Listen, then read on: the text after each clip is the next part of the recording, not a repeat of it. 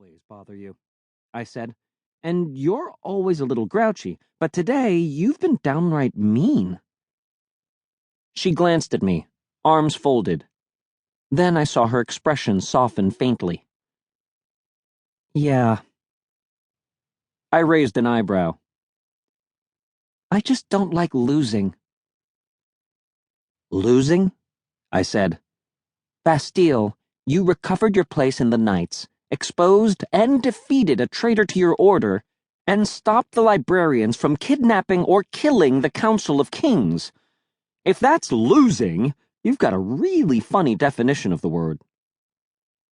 "Funnier than your face?" "Bastille," I said firmly. She sighed, leaning down, crossing her arms on the windowsill. "She who cannot be named got away. Your mother escaped with a pair of translator's lenses, and, now that they're not hiding behind the ruse of a treaty, the librarians are throwing everything they've got at Mokia." "You've done what you could. I've done what I could. It's time to let others handle things."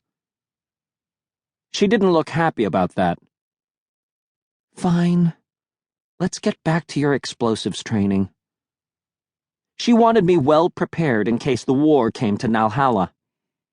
It wasn't likely to happen, but my ignorance of proper things, like exploding teddy bears, has always been a point of frustration to Bastille. Now, I realize that many of you are just as ignorant as I am. That's why I prepared a handy guide that explains everything you need to know and remember about my autobiography in order to not be confused by this book. I put the guide back in Chapter 1. If you ever have trouble, you can reference it. I'm such a nice guy. Dumb, but nice. Bastille opened one of the cabinets on the side wall and pulled out another small, pink teddy bear. She handed it to me as I walked up to her. It had a little tag on the side that said, "Pull me," in adorable lettering. I took it nervously.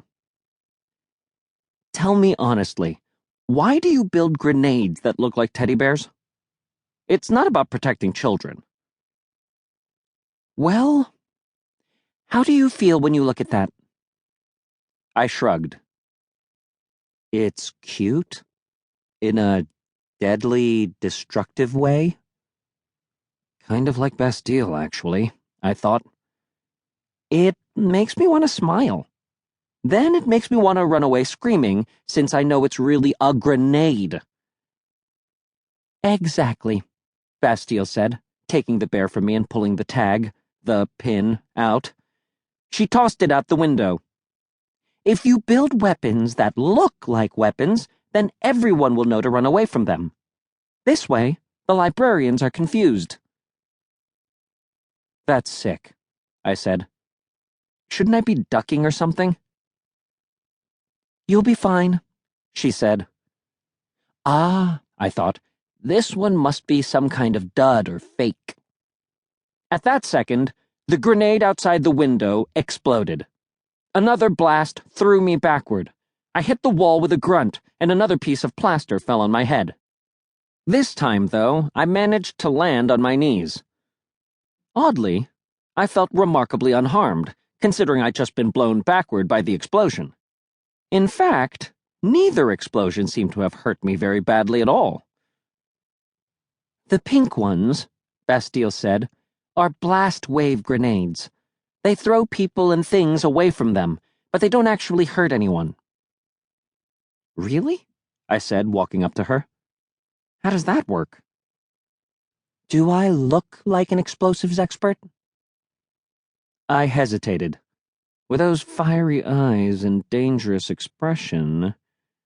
"The answer is no, Smedry," she said flatly, folding her arms. "I don't know how these things work.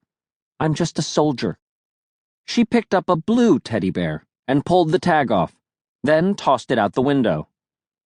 I braced myself, grabbing the windowsill, preparing for a blast.